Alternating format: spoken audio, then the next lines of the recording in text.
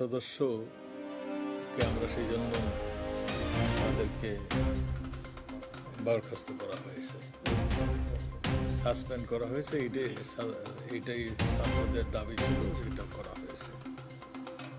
আপনারা এও জানেন, গতকাল খুলনায় একজন পুলিশ সদস্যকে নৃশংসভাবে পিটিয়ে এই আন্দোলনকারীরা হত্যা করে। তারপরেও পুলিশ সর্বোচ্চ ধৈর্যের পরিচয় দিয়েছে।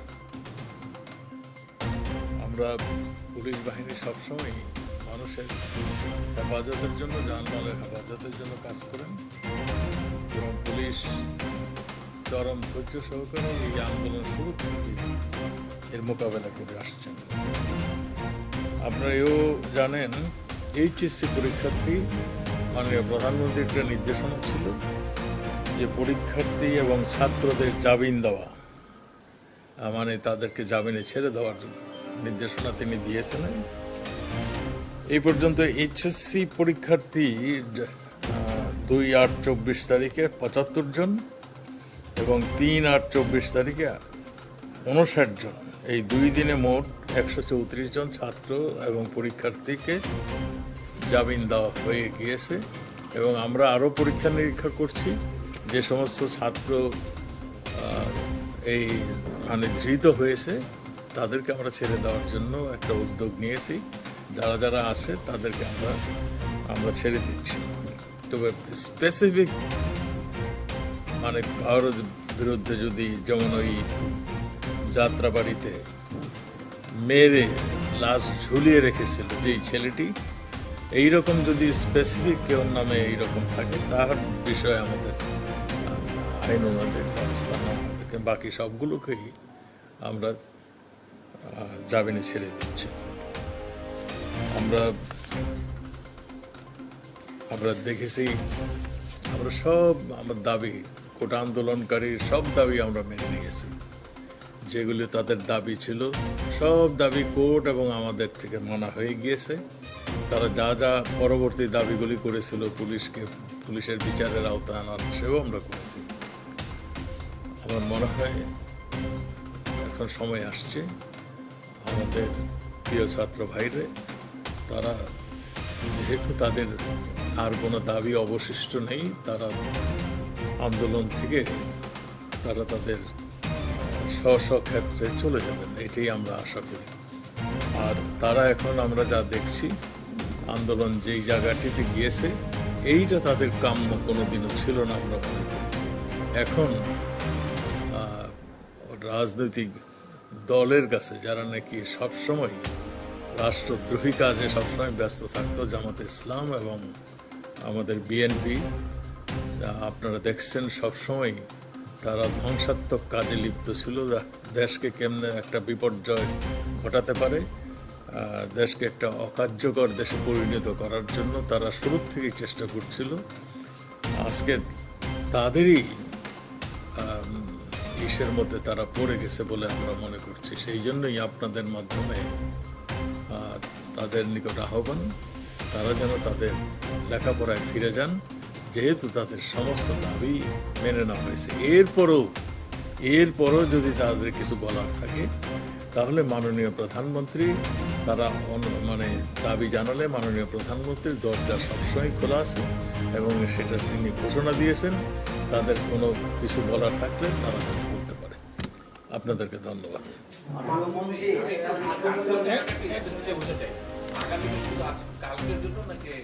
না, এটা কন্টিনিউ করবে পরবর্তী নির্দেশ না দেওয়া পর্যন্ত।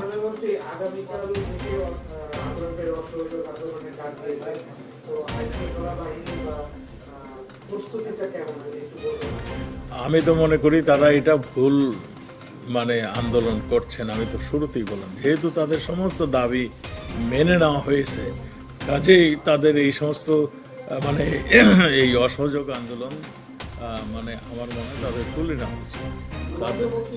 সম্প্রতি তারা বেশ কয়েকজন মন্ত্রী, আপনি সহ বেশ কয়েকজন মন্ত্রী পদত্যাগ করা, আপনি বলছেন কিন্তু এখন যে পর্যায়ে গিয়েছে, আজকাল যেভাবে তাদের এবং শান্তিভাবে আমার দেশেও অনেক ভালো খবর আছে, ছবি আছে, সবই আছে। যে পর্যায়ে গিয়ে দাঁড়িয়েছে, তাতে করে দেশ যেদিকে যাচ্ছে আপনারাও অনেক, জনগণও অনেক, আমরাও অনেক, সবাই আমাদের সাংবাদিকরা আজকে বিভিন্ন জায়গায় বিভিন্ন পরিস্থিতির মুখোমুখি হচ্ছে। সেই আপনাদের সাংবাদিক কিন্তু 2 জন মারা গেছে, একজন মেয়ে সাংবাদিক লাঞ্ছিত হয়েছে। আমি তো সেটাই বলছি। না, সেটাই আপনাকে মনে করিয়ে দিলাম। হ্যাঁ, সাংবাদিকরা মারা গেছে, সাংবাদিকরা পুলিশের গুলিতেও মারা গেছে, ওদিক থেকেও আমরা পিছনে খাচ্ছি। কাজেই সাংবাদিকরা না না, এই আন্দোলনে পুলিশের গুলিতে কেউ মারা যায়নি। মারা গেছে না, এই আন্দোলনে যায়নি। মেহেদির গায়ে পুলিশের বুলেটেরই আঘাত ছিল।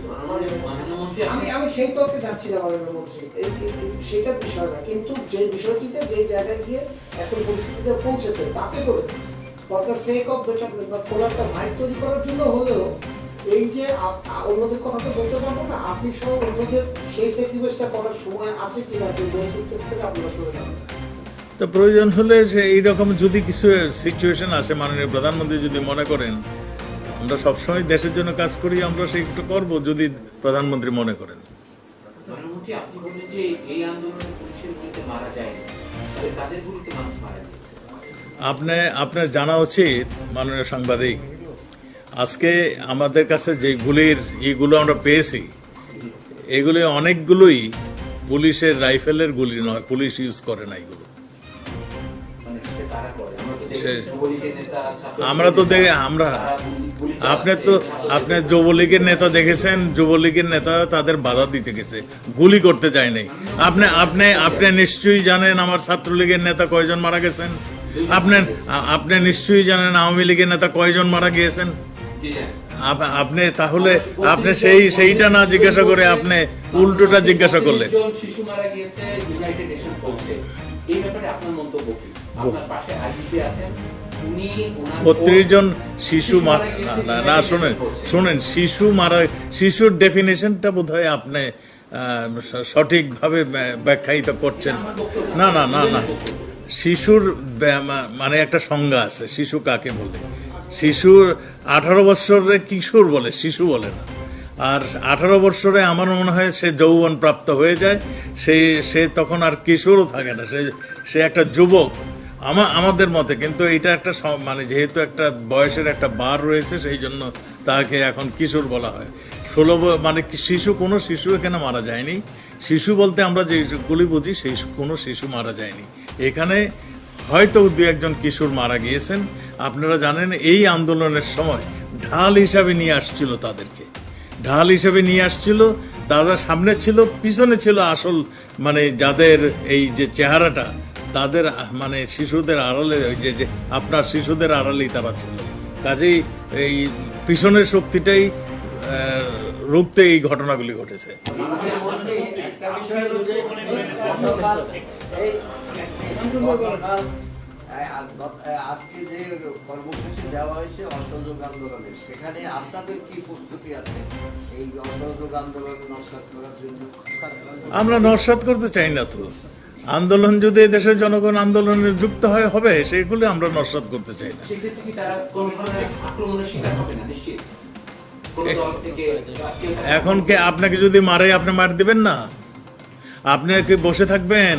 আপনাকে যদি কেউ আপনাকে যদি কেউ আইন শৃঙ্খলা বাহিনীর জীবন রক্ষা করার দায়িত্ব, সেলফ ডিফেন্সের দায়িত্ব কিন্তু অধিকার তাকে দেওয়া আছে, আপনারও অধিকার দেওয়া হয়েছে। আপনাকে যদি কেউ অ্যাটাক করে, আপনার প্রাণ রক্ষার্থে, আপনার সম্পদ রক্ষার্থে আপনি সেলফ ডিফেন্সে যেতে পারেন, এটার আইনগত অধিকার। এটা আমার মনে হয় এই আপনারা অন্য লাইনের কথা শুরু করে দিয়েছেন। না, আপনি কিন্তু সবসময় এই ধরনের সুন্দর সুন্দর কথা বলে বিভ্রান্ত করছেন।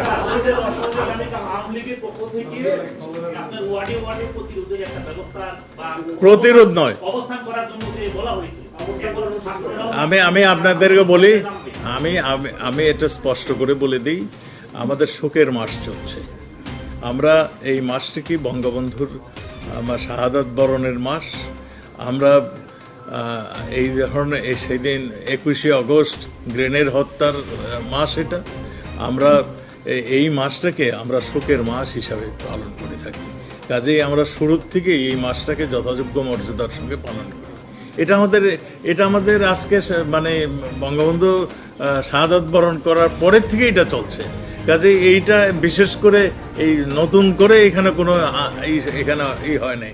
এখানে মাইক বাজবে, এখানে এসে সবাই একটু আলোচনা করবে, মানে তবারুক বিতরণ করবে, এটা প্রচলিত নিয়ম হয়ে দাঁড়িয়েছে। কাজে এই মাসের জন্য কোনো স্পেশাল, কোনো দিনের জন্য স্পেশাল কিছু হচ্ছে না। এটাই শেষ। ছাত্ররা অনেকগুলো দাবি করেছেন, তার মধ্যে বিশ্ববিদ্যালয়ের ভিসি পদত্যাগ আছে। আইন শৃঙ্খলা বাহিনীর আপনারা শুধু রংপুরের 2 জন কর্মকর্তা বা সদস্যকে করেছেন, তারা প্রত্যেকটা জায়গায় যে হত্যাকাণ্ড হয়েছে এইভাবে পুলিশদের বা এই কর্মকর্তাদের মানে বরখাস্ত চেয়েছেন। এর আরো অনেকগুলো দাবি আছে। আপনি কি মনে করেন যে বাদ বাকি কর্মকর্তাদেরও এভাবে তারা পদত্যাগ করবে কিংবা তাদের বরখাস্ত করা হবে? আরেকটা বিষয় যে বাংলাদেশের সংবিধান অনুসারে আপনি বলেন শিশু মারা যায় নাই, তাহলে শিশুর মানে দেখে বিষয়টা কি?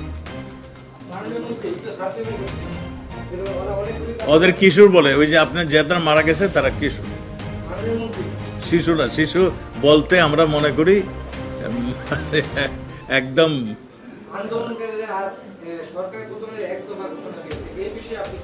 না। আমি সেই জন্যই তো বলছি যে আন্দোলনকারীরা সেই কোটা আন্দোলনে নেই, ছাত্রদের আন্দোলনে নেই, এখন রাজনৈতিক আন্দোলনে চলে গিয়েছে। কাজেই এইটা আর ছাত্রদের মিসলিড করে, মিসগাইড করে, ভুল বুঝিয়ে এই আন্দোলন অন্যদিকে নেওয়ার জন্য যারা প্রচেষ্টা নিয়েছে তারাই এই কাজগুলি করছে। Thank you. আমার মনে হয় এনাফ।